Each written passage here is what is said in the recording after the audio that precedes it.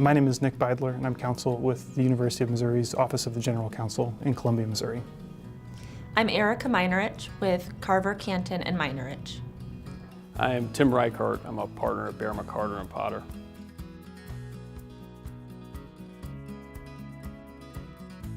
Every case is going to look different, but I really value the chances that I have been given in my career, not just by my clients, but also by the people who've helped me get my start, to do the work and to make those calls and to take a chance and see how it works out, because that has given me more confidence in making those decisions in the future, that if I think an argument that might be a little bit off the beaten path, or perhaps not the most obvious argument, if I think that argument is right, I have more confidence now that I can and I should make that argument.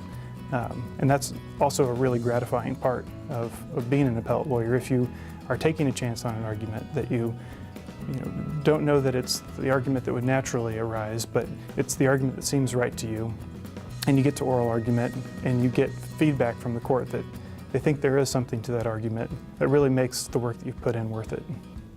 So the first thing I do when I receive a case is I read the entire trial transcript, take notes, sort of issue spot like we learn in law school, but I also always grab the jury instructions because, one, I want to make sure the instructions were correct, but two, I learn what had to be proven so that I understand what, if there's a sufficiency of the evidence argument, or sometimes there'll be cases after the instructions and I'll look at those cases to see if it gives me ideas. And then I work on writing the brief, and my sort of favorite thing is the proofreading part at the end, where you're trying to rewrite, because your first draft is always kind of crummy.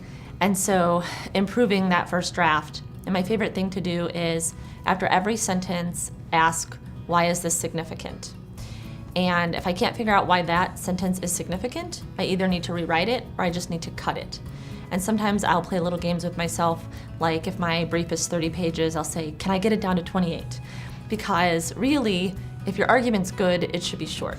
I would describe my process generally as careful and thorough. And now in terms of briefing, what I continually try to remind myself is the audience that I'm dealing with, because I know that the Court of Appeals has a lot of paper in front of it and it has a very tough job. So with that in mind, throughout the way, I'm continually trying to distill the record and the law in the way that it needs to be given to the Court of Appeals to understand the case and see what's important and hone in on the issues now. So that's my process, is working, reworking, and reworking again, just to distill it down and hone the arguments down into something that's good for the Court of Appeals to review. Now, the argument part of it, after all the briefing is done, that process is just coming back through and reviewing everything we've already done, understanding the things that might come up at argument, and just being fully prepared.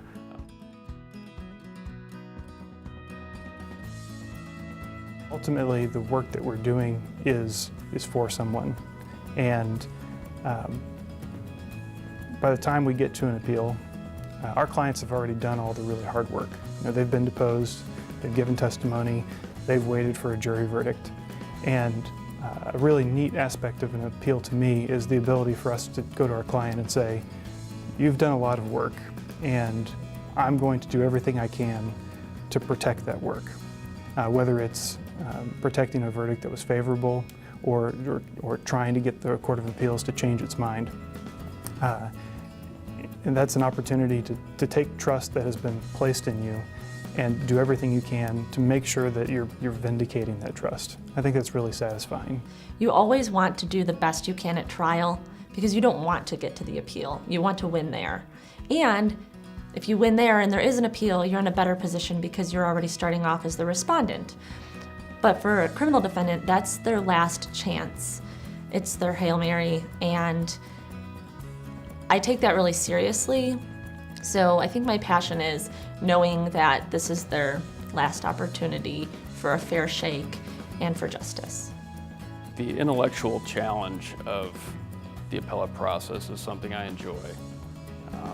The competitive nature of it is something I also enjoy, but it's all about the clients. One thing I really enjoy is when I can see that my clients know that they can count on me to work hard, to do the right thing, and to take care of them. And so that is really what drives me in terms of this type of practice, or any litigation practice, and the appeals are just part of it.